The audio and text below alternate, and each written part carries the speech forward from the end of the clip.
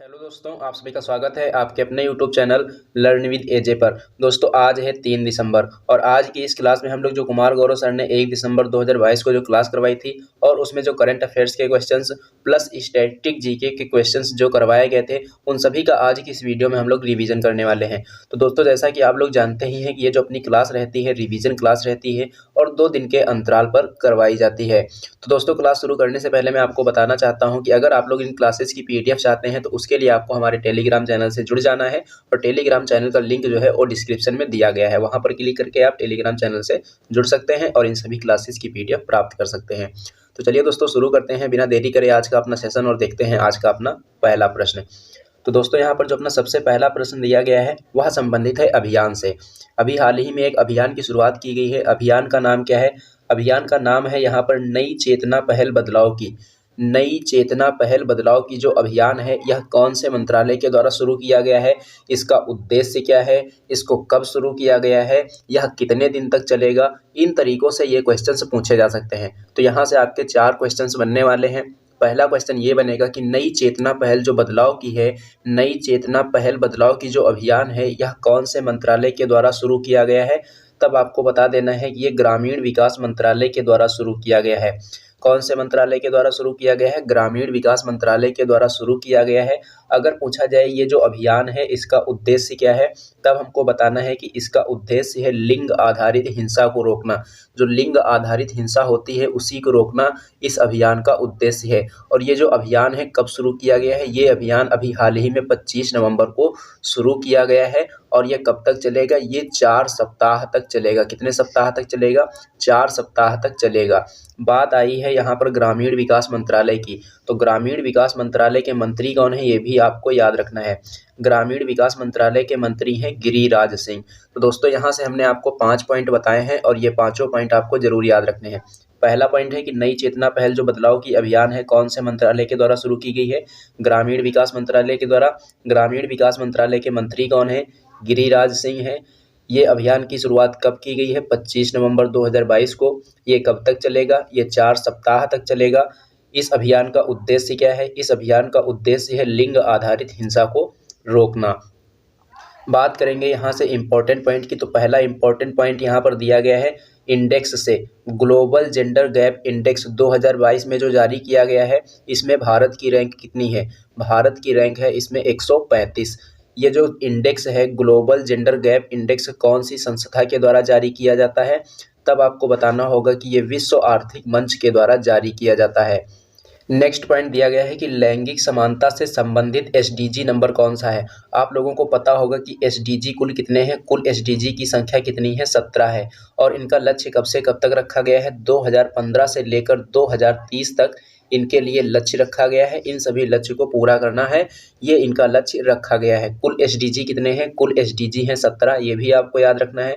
अगर बात की जाए लैंगिक समानता से संबंधित एसडीजी कौन सा है, तो एसडीजी नंबर जो 5 है ये लैंगिक समानता से संबंधित है।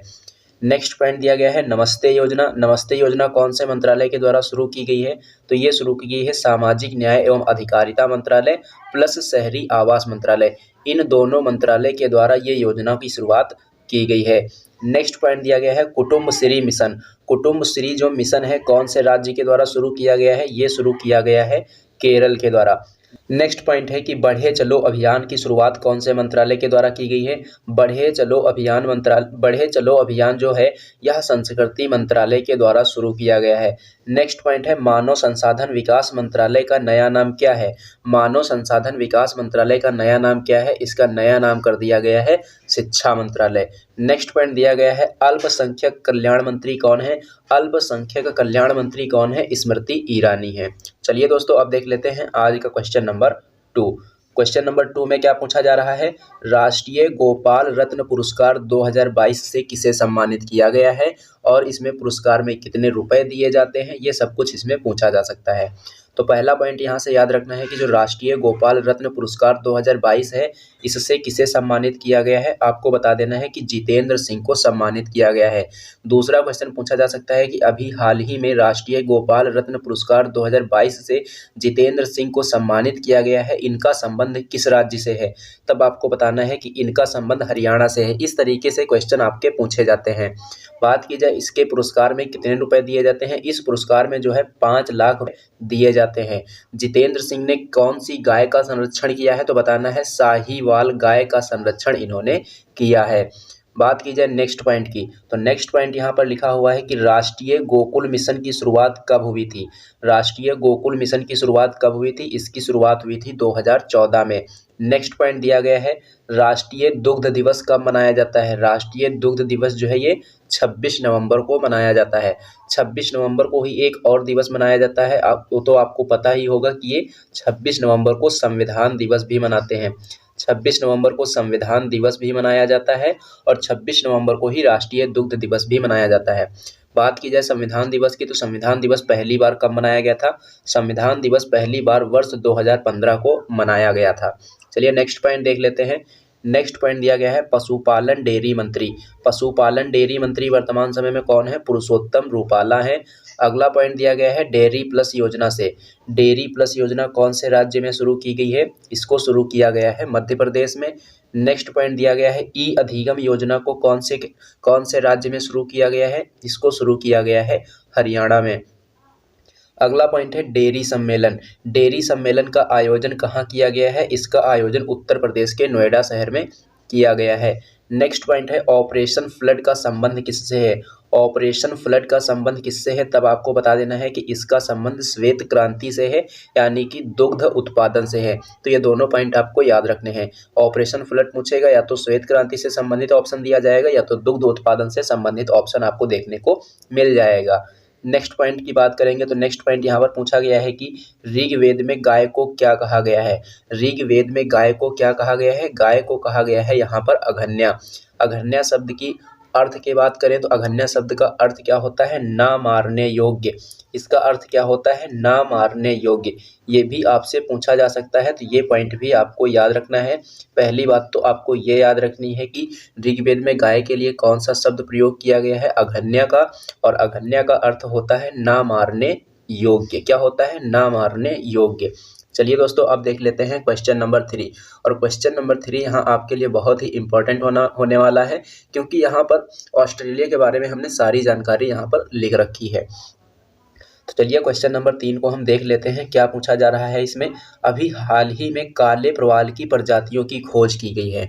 तो क्वेश्चन यहाँ से कैसे बनाए जाएंगे? पूछा जाएगा कि अभी हाल ही में काले प्रवाल की प्रजातियों की खोज की गई है, इनकी खोज कहाँ की गई है या फिर कितनी प्रजातियाँ खोजी गई हैं, इस तरीके से क्वेश्चन आपसे पूछे जा सकते हैं। तो काले प्रवाल की जो प्रजातियाँ हैं इनकी खोज कहाँ की गई है, तब आपको बता देना है कि इनकी खोज ऑस्ट्रेलिया के ग्रेट बैरियर रीफ और कोरल सागर में की गई है।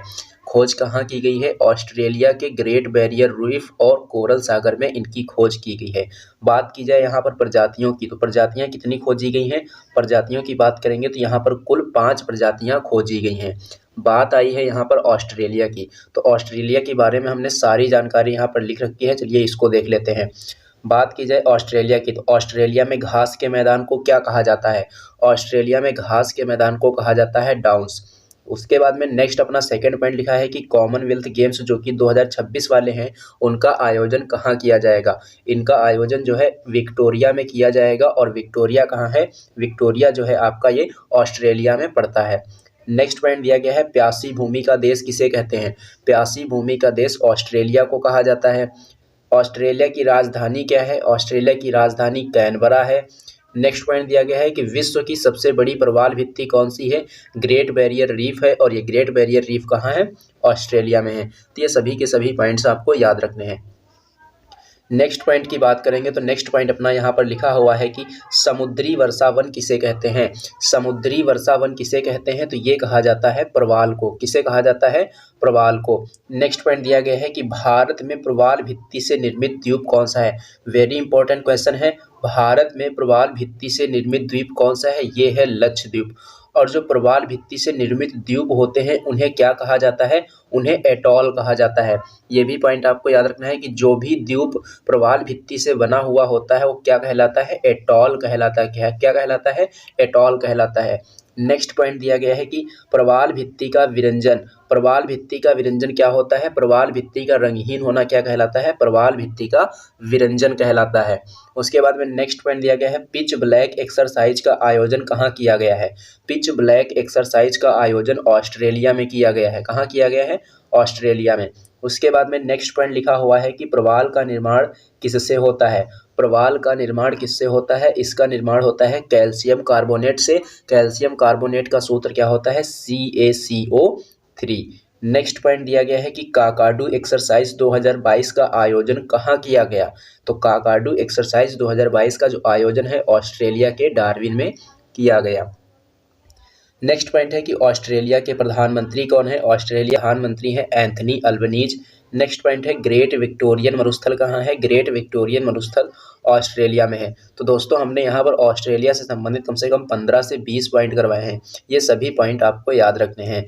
चलिए दोस्तों अब देख लेते हैं आज का क्वेश्चन नंबर 4।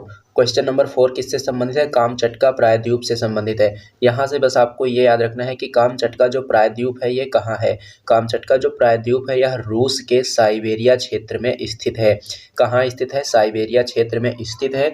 बात की जाए इस कामचटका प्रायद्वीप की, तो कामचटका प्रायद्वीप के पूर्व में कौन सा महासागर है? तब आपको बता देना है कि प्रशांत महासागर है। और कामचटका प्रायद्वीप के पश्चिम में कौन सा सागर है? ओखोट्स सागर जो है ये कामचटका प्रायद्वीप के पश्चिम में है और प्रशांत महासागर कामचटका प्रायद्वीप के पूर्व में है।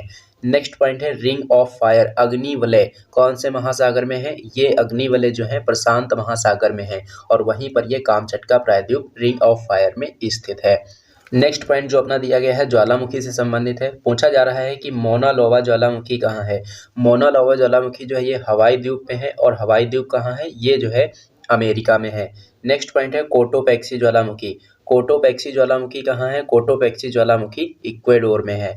अगला पॉइंट दिया गया है कि भूमध्य सागर का प्रकाश स्तंभ कौन से ज्वालामुखी को कहते हैं? स्ट्राम्बोली ज्वालामुखी को कहते हैं।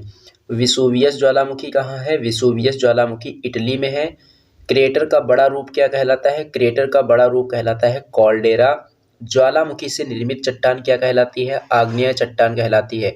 और आग्नेय चट्टान के उदाहरण कौन कौन से हैं? ग्रेनाइट और बेसाल्ट कैसी हैं?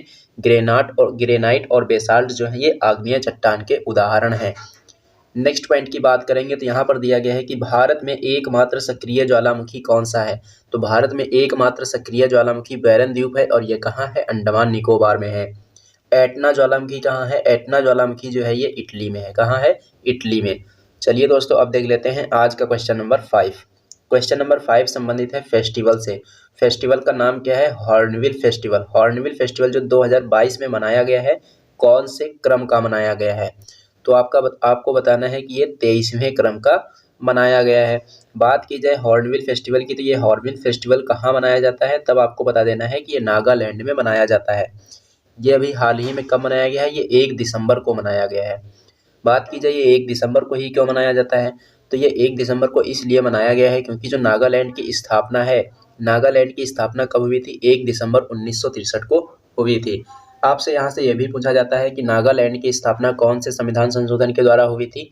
तब आपको बता देना है कि नागालैंड की स्थापना 13वें संविधान संशोधन के द्वारा हुई थी। ये जो हॉर्नबिल फेस्टिवल है इसको मनाए जाने की शुरुआत कब हुई थी? तब आपको बता देना है कि इसको मनाए जाने की शुरुआत वर्ष 2000 में हुई थी। तो यहाँ से आपको क्या क्या याद रखना है? हॉर्नबिल फेस्टिवल जो 2022 में मनाया गया है वो 23वें क्रम का मनाया गया है। पहला पॉइंट ये याद रखना है। दूसरा पॉइंट ये याद रखना है कि ये नागालैंड में मनाया जाता है। तीसरा पॉइंट ये याद रखना है कि इसकी शुरुआत 2000 में हुई थी। चौथा पॉइंट ये याद रखना है कि नागालैंड की स्थापना कब हुई थी? 1 दिसंबर 1963 को हुई थी। पांचवा पॉइंट ये याद रखना है कि नागालैंड की स्थापना कौन से संविधान संशोधन के द्वारा हुई थी? तो बता देना है कि ये 13वें संविधान संशोधन के द्वारा हुई थी। बात की जाए नेक्स्ट पॉइंट की, तो नेक्स्ट पॉइंट यहाँ पर दिया गया है कि फेस्टिवल ऑफ फेस्टिवल किसे कहते हैं? यानी कि त्योहारों का त्योहार किसे कहा जाता है? तो त्योहारों का त्योहार इसी त्योहार को कहते हैं, किसको? हॉर्नबिल फेस्टिवल को। इसीलिए इम्पॉर्टेंट हो जाता है, ये बहुत ही इम्पॉर्टेंट है क्योंकि इसे क्या कहते हैं? फेस्टिवल ऑफ फेस्टिवल, त्योहारों का त्योहार कहा जाता है। नेक्स्ट पॉइंट दिया गया है पेपरलेस विधानसभा। देश की पहली पेपरलेस विधानसभा कौन सी विधानसभा है? ये नागालैंड की विधानसभा है। कौन सी विधानसभा है? नागालैंड की विधानसभा है। बात की जाए नागालैंड की, तो नागालैंड के मुख्यमंत्री कौन है? नेफ्यू रियो है। कौन है? नागालैंड के मुख्यमंत्री हैं नेफ्यू रियो। नेक्स्ट पॉइंट दिया गया है माउंट सारामाती कहाँ स्थित है? माउंट सारामाती कहाँ स्थित है, तब आपको बता देना है कि ये नागालैंड में स्थित है। कहाँ स्थित है, नागालैंड में। नेक्स्ट पॉइंट दिया गया है Shirui lily festival and Sangai festival. ये दोनों फेस्टिवल आपको याद रखने हैं। पहला फेस्टिवल है सिरोउ लिली फेस्टिवल और नेक्स्ट है संघाई फेस्टिवल। ये दोनों कहाँ मनाए जाते हैं, इन दोनों को मणिपुर में मनाया जाता है। नेक्स्ट पॉइंट दिया गया है खारची मेला। खारची मेला कहाँ मनाया जाता है, खारची मेला जो है ये त्रिपुरा में मनाया जाता है। नेक्स्ट पॉइंट दिया गया है cherry blossom festival. Cherry blossom festival कहाँ मनाया जाता है, इसको शिलोंग में मनाया जाता है। और शिलोंग किस राज्य की राजधानी है, मेघालय की। नेक्स्ट पॉइंट की बात करेंगे तो नेक्स्ट पॉइंट दिया गया है बिहू कहाँ मनाया जाता है। ये जो बिहू है ये असम में मनाया जाता है। उसके बाद में जो अपना अगला पॉइंट लिखा है वो बहुत ही इंपॉर्टेंट है। इसमें पूछा जा रहा है कि म्यांमार के साथ सीमा बनाने वाले राज्य कौन कौन से हैं। तो म्यांमार के साथ कितने राज्य सीमा बनाते हैं, 4 राज्य। कौन कौन से, पहला राज्य है अरुणाचल प्रदेश, दूसरा राज्य है नागालैंड, तीसरा राज्य है मणिपुर और चौथा राज्य है मिजोरम। तो म्यांमार के साथ सीमा कितने राज्य बनाते हैं, 4 राज्य। कौन कौन से, अरुणाचल प्रदेश, नागालैंड, मणिपुर और मिजोरम। नेक्स्ट पॉइंट लिखा है कि सेला सुरंग कौन से राज्य में है, तो सेला सुरंग जो है ये अरुणाचल प्रदेश में स्थित है। चलिए दोस्तों अब देख लेते हैं आज का क्वेश्चन नंबर 6। क्वेश्चन नंबर 6 में क्या पूछा जा रहा है, चलिए इसको देख लेते हैं। विश्व एड्स दिवस, very very very important question है। विश्व एड्स दिवस कब मनाया जाता है, विश्व एड्स दिवस जो है ये 1 दिसंबर को मनाया जाता है।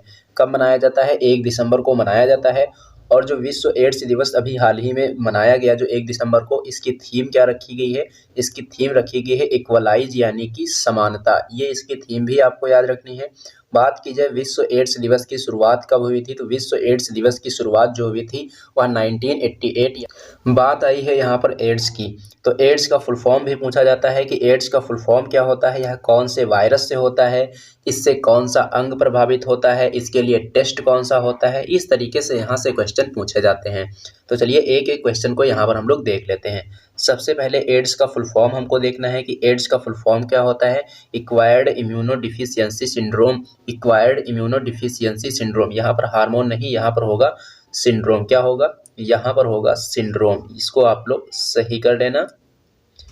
एड्स का फुल फॉर्म क्या होता है, एड्स का फुल फॉर्म होता है एक्वायर्ड इम्यूनोडिफिशियंसी सिंड्रोम, इसका फुल फॉर्म होता है। एड्स जो है यह कौन से वायरस की वजह से होता है, ये जो है HIV की वजह से होता है। किसकी वजह से होता है, HIV वायरस के कारण एड्स रोग होता है। उसके बाद में नेक्स्ट पॉइंट यहाँ पर दिया गया है कि इससे क्या प्रभावित होता है, एड्स से क्या प्रभावित होता है, तो इससे रोग प्रतिरोधक क्षमता प्रभावित होती है। और ये जो HIV वायरस है किस पर अटैक करता है, टी लिम्फोसाइट्स जो कोशिकाएं होती हैं उन पर अटैक करता है। नेक्स्ट पॉइंट दिया गया है कि एड्स के लिए कौन सा टेस्ट किया जाता है, तो इसके लिए एलिसा टेस्ट किया जाता है। कई बार एग्जाम में पूछा गया है कि एलिसा टेस्ट किस कौन सी बीमारी के लिए किया जाता है, तो ये एड्स के लिए किया जाता है। उसके बाद में नेक्स्ट पॉइंट दिया गया है कि विश्व कैंसर दिवस कब मनाया जाता है। विश्व कैंसर दिवस जो है ये 4 फरवरी को मनाया जाता है। और कैंसर का अध्ययन क्या कहलाता है, कैंसर का अध्ययन जो है ये ऑन्कोलॉजी कहलाता है। क्या कहलाता है, ऑन्कोलॉजी। नेक्स्ट पॉइंट दिया गया है विश्व टीबी दिवस। विश्व टीबी दिवस कब मनाते हैं, विश्व टीबी दिवस जो है ये 24 मार्च को मनाया जाता है। अगला पॉइंट है विश्व मलेरिया दिवस। विश्व मलेरिया दिवस कब मनाते हैं, इसको मनाते हैं 25 अप्रैल को। कब मनाते हैं, 25 अप्रैल को। रेबीज, रेबीज को और किस नाम से जाना जाता है, इसको हाइड्रोफोबिया कहते हैं। हाइड्रोफोबिया में किससे डर लगता है, हाइड्रोफोबिया में पानी से डर लगता है और इसे क्या कहते हैं, रेबीज कहते हैं। चलिए दोस्तों अब देख लेते हैं आज का क्वेश्चन नंबर 7। क्वेश्चन नंबर 7 में पूछा जा रहा है कि वायु एक महत्वपूर्ण जीवन शक्ति सुमंगलम पंच महाभूत सम्मेलन श्रृंखला का आयोजन किस राज्य में किया जा रहा है। तो सबसे पहले आपको यहाँ पर यह याद रखना है कि पंच तत्व कौन कौन से होते हैं। पंच तत्व होते हैं जल, अग्नि, वायु, पृथ्वी और आकाश। अब ये जो पंच तत्व हैं, इन पंच तत्वों पर क्या किया जा रहा है, पंच महाभूत सम्मेलन किया जा रहा है। इसके पहले आकाश से लेकर एक क्या हुआ है, पंचभूत महासम्मेलन का आयोजन किया जा चुका है और इसका आयोजन कहाँ हुआ था, देहरादून में हुआ था। अब सेकंड हो रहा है वायु के लिए। यहाँ पर आप लोग देख रहे होंगे ये किसके लिए सम्मेलन है, वायु के लिए। अब ये जो वायु के लिए सम्मेलन किया जा रहा है, कहाँ किया जा रहा है, उड़ीसा की राजधानी भुवनेश्वर में किया जा रहा है। तो ये पॉइंट्स आपको याद रखने हैं। आकाश के लिए सम्मेलन कहाँ हुआ, देहरादून में। वायु के लिए सम्मेलन कहाँ किया गया है, भुवनेश्वर उड़ीसा में। अभी इनका भी आयोजन किया जाएगा, जल, अग्नि और पृथ्वी का। और ये सभी क्या है, ये सभी है पंच तत्व। पंच तत्व कौन कौन से हैं एक बार देख लेते हैं फिर से। जल, अग्नि, वायु, पृथ्वी और आकाश, ये क्या है? पंच तत्व हैं। नेक्स्ट पॉइंट दिया गया है पंचामृत योजना। पंचामृत योजना कौन से राज्य के द्वारा स्टार्ट की गई है? ये उत्तर प्रदेश के द्वारा स्टार्ट की गई है और ये गन्ने के उत्पादन से संबंधित है। नेक्स्ट पॉइंट दिया गया है ओलंपिक मूल्य शिक्षा क्या है? ओलंपिक मूल्य शिक्षा कार्यक्रम जो है ये उड़ीसा राज्य के द्वारा शुरू किया गया है। नेक्स्ट पॉइंट यहाँ पर दिया गया है कि हॉकी वर्ल्ड कप 2023 का आयोजन किस राज्य में किया जाएगा? हॉकी वर्ल्ड कप 2023 का जो आयोजन है ये उड़ीसा में किया जाएगा। नेक्स्ट पॉइंट है ब्लैक पैगोडा। ब्लैक पैगोडा को हम और किस नाम से जानते हैं? कोणार्क मंदिर के नाम से, या फिर ये पूछा जाता है कि कोणार्क मंदिर को और किस नाम से जानते हैं? तो ब्लैक पैगोडा के नाम से इसको हम लोग जानते हैं। बात की जाए ये ब्लैक पैगोडा या फिर कोणार्क मंदिर जो है कौन से राज्य में स्थित है, तब आपको बताना है कि ये उड़ीसा में स्थित है। इसका निर्माण किस वंश ने करवाया था? अगर वंश पूछा जाएगा तो बता देंगे गंग वंश ने इसका निर्माण करवाया था। अगर आपसे ये पूछ दे कि इसका निर्माण किस शासक ने करवाया था, तब बताना है कि नरसिंह देव फर्स्ट ने इसका निर्माण करवाया था। अगर पूछा जाए कि कोणार्क मंदिर कौन से भगवान से संबंधित है, तो ये संबंधित है भगवान सूर्य से। तो यहाँ से आपको 4 पॉइंट याद रखने हैं। कोणार्क मंदिर कहाँ है? उड़ीसा में है। किस वंश ने निर्माण करवाया था? गंग वंश ने। किस शासक ने निर्माण करवाया था? तो नरसिंह देव प्रथम ने। भगवान सूर्य से ये संबंधित है। ये 4 पॉइंट आपको यहाँ से याद रखने हैं। उसके बाद में नेक्स्ट पॉइंट यहाँ पर दिया गया है नुआखाई फेस्टिवल कहाँ मनाया जाता है? ये उड़ीसा में मनाया जाता है। रज पर्व कहाँ मनाया जाता है? ये भी उड़ीसा में मनाया जाता है। तो ये दोनों फेस्टिवल आपको याद रखने हैं। नुआखाई फेस्टिवल पूछे या रज फेस्टिवल पूछे, ये दोनों कहाँ मनाए जाते हैं? ये दोनों उड़ीसा में मनाए जाते हैं। चलिए दोस्तों अब देख लेते हैं आज का क्वेश्चन नंबर 8। और क्वेश्चन नंबर 8 में क्या पूछा जा रहा है? वैश्विक तकनीकी सम्मेलन का उद्घाटन किसने किया, कहाँ किया और ये कौन से क्रम का उद्घाटन हुआ है? इसकी शुरुआत कब हुई थी? इसकी थीम क्या है? यहाँ से 5 प्रश्न आपसे पूछे जाने वाले हैं। ये पांचों प्रश्न एक एक करके हम देखने वाले हैं। सबसे पहला प्रश्न यहाँ पर है कि वैश्विक तकनीकी सम्मेलन का उद्घाटन किसने किया है? तो डॉक्टर एस जयशंकर ने किया है। और ये डॉक्टर एस जयशंकर कौन है? विदेश मंत्री हैं। दूसरा क्वेश्चन है कि वैश्विक तकनीकी सम्मेलन का उद्घाटन कहाँ किया गया है? तो इसका उद्घाटन जो है नई दिल्ली में किया गया है। बात की जाए वैश्विक तकनीकी सम्मेलन उद्घाटन 2022 में ये कौन से क्रम का है? तो ये 7वें क्रम का है। शुरुआत इसकी 2016 में हुई थी। थीम इसकी क्या रखी गई है? जियो politics of technology.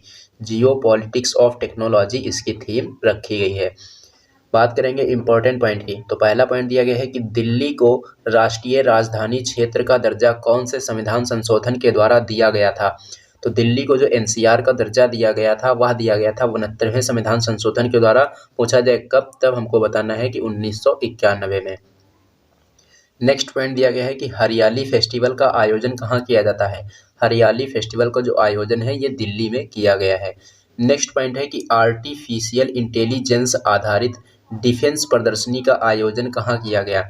Artificial intelligence आधारित डिफेंस प्रदर्शनी का आयोजन कहाँ किया गया है? तो इसका आयोजन जो है दिल्ली में किया गया है। नेक्स्ट पॉइंट है प्रधानमंत्री संग्रहालय का निर्माण कहाँ किया गया? प्रधानमंत्री संग्रहालय का निर्माण कहाँ हुआ? दिल्ली में। चलिए दोस्तों अब देख लेते हैं आज का क्वेश्चन नंबर 9। क्वेश्चन नंबर 9 किससे संबंधित है? पुरस्कार से संबंधित है। कुवेम्पू राष्ट्रीय पुरस्कार 2022 से किसे सम्मानित किया गया है? कुवेम्पू राष्ट्रीय पुरस्कार 2022 से किसे सम्मानित किया गया है? तो ये सम्मानित किया गया है इमायम को। ये इमायम कौन है? यह एक तमिल कवि हैं। इनकी एक बहुत ही फेमस रचना है जिसका नाम है सेल्लाथापनम। सेल्लाथापनम के लिए इन्हें साहित्य अकादमी पुरस्कार 2020 दिया गया था। साहित्य अकादमी पुरस्कार 2020 किसे दिया गया था? इमायम को दिया गया था सेल्लाथापनम के लिए। बात की जाए इस पुरस्कार में धनराशि कितनी दी जाती है? कुवेम्पू राष्ट्रीय पुरस्कार जो कि 2022 में दिया गया है, इसमें धनराशि कितनी दी जाती है? 5 लाख रुपए पुरस्कार के रूप में दिया जाता है। ये जो इमायम है इनका एक दूसरा नाम भी है, वो भी आपको याद रखना है। तो नाम याद रखना है इनका वी अन्नामलाई। आपको ऑप्शन में हो सकता है कि कुवेम्पू राष्ट्रीय पुरस्कार पूछा जाए और वहां पर इनका इमायम नाम ना देकर वी अन्नामलाई दिया जा सकता है। तो ये दोनों नाम आपको याद रखने हैं। इमायम भी आ सकता है ऑप्शन में और वी अन्नामलाई भी आ सकता है। बात करेंगे नेक्स्ट पॉइंट की, तो नेक्स्ट पॉइंट यहाँ पर लिखा है कि 31वें नंबर का जो सरस्वती सम्मान है किसे दिया गया है? 31वें नंबर का सरस्वती सम्मान किसे दिया गया है? तब आपको बता देना है कि ये रामदरस मिश्र को दिया गया है। इनकी रचना मैं तो यहाँ हूँ, इसके लिए इन्हें ये पुरस्कार दिया गया है। 31वां व्यास सम्मान किसे दिया गया है? 31वां व्यास सम्मान जो है ये असगर वजाहत को दिया गया है इनके नाटक महाबली नाटक के लिए। नेक्स्ट पॉइंट की बात करेंगे तो नेक्स्ट पॉइंट दिया गया है साहित्य का नोबेल पुरस्कार से संबंधित। साहित्य का नोबेल पुरस्कार 1913 में किसे दिया गया था? रविंद्रनाथ टैगोर को दिया गया था और ये एशिया के पहले व्यक्ति थे जिन्हें साहित्य का नोबेल पुरस्कार दिया गया था। ये भी पॉइंट आपको याद रखना है। उसके बाद में पूछा जाए कि 2022 में साहित्य का नोबेल पुरस्कार किसे दिया गया है? तो ये दिया गया है एनी एनॉक्स को। एनी एनॉक्स जो है एक फ्रेंच राइटर है। कौन है? फ्रेंच राइटर है। 44वां शतरंज ओलंपियाड 2022 का आयोजन कहाँ किया गया? इसका आयोजन जो है चेन्नई में किया गया। नेक्स्ट क्वेश्चन है क्वेश्चन नंबर 10 और आज की इस वीडियो का लास्ट क्वेश्चन। तो क्वेश्चन नंबर 10 में क्या पूछा गया है? अंतर्राष्ट्रीय फिल्म महोत्सव जो कि 53वें नंबर के हैं, इनमें यूनेस्को गांधी पदक किसे दिया गया है? अंतर्राष्ट्रीय फिल्म महोत्सव जो कि 53वें नंबर के आयोजित हो रहे हैं, इसके अंतर्गत यूनेस्को गांधी पदक पुरस्कार से किसे सम्मानित किया गया है? नरगेसी फिल्म को दिया गया है। किसे दिया गया है? नरगेसी फिल्म को दिया गया है। और ये फिल्म कहाँ की है? ये फिल्म है ईरान की। और इसके निर्देशक कौन है? डायरेक्टर कौन है? निर्देशक हैं इसके पायम एस्कंदर। कौन है? पायम एस्कंदर या एस्कंदरी इसके डायरेक्टर हैं। और ये जो पदक है इसकी शुरुआत कब हुई थी? 1994 में इसकी शुरुआत हुई थी। कब हुई थी? 1994 में। नेक्स्ट पॉइंट यहाँ पर दिया गया है कि 75वें नंबर का जो बाफ्टा अवार्ड है, इसमें सर्वश्रेष्ठ फिल्म का अवार्ड किस फिल्म को दिया गया है? The power of the dog को दिया गया है। ऑस्कर अवार्ड 2022 जो कि 94 नंबर के अवार्ड हैं, इसमें सर्वश्रेष्ठ फिल्म का अवार्ड किसे दिया गया है? ये दिया गया है कोडा फिल्म को। किसे दिया गया है? कोडा फिल्म को दिया गया है। नेक्स्ट पॉइंट है para sport person of the year किसे चुना गया है? ये चुना गया है अवनी लेखरा को। अवनी लेखरा किस राज्य की रहने वाली हैं? ये राजस्थान की रहने वाली हैं। इन्होंने टोक्यो पैरा ओलंपिक 2020-21 में कौन सा मेडल जीता था? गोल्ड मेडल जीता था। तो दोस्तों ये था आज का आपका सेशन। ये सेशन आपको कैसा लगा है कमेंट बॉक्स में कमेंट करके ज़रूर बताना। और अगर आपको ये सेशन पसंद आया हो तो एक अच्छा सा कमेंट ज़रूर लिखना।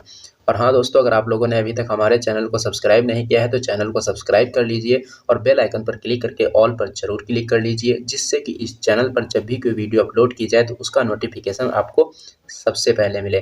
दोस्तों मैं आप लोगों को फिर से बताना चाहता हूं कि अगर आप लोग इस क्लास की PDF चाहते हैं तो उसके लिए आपको टेलीग्राम चैनल पर जाना है और वहां पर सर्च करना है time saving class. Time saving class search करेंगे आप लोग तो आपको लर्न विद एजे के नाम से एक चैनल दिखाई देगा और वहां पर आप उससे ज्वाइन हो सकते हैं और इन सभी क्लासेस की PDF प्राप्त कर सकते हैं। तो चलिए दोस्तों, मिलते हैं हम लोग एक नेक्स्ट वीडियो में।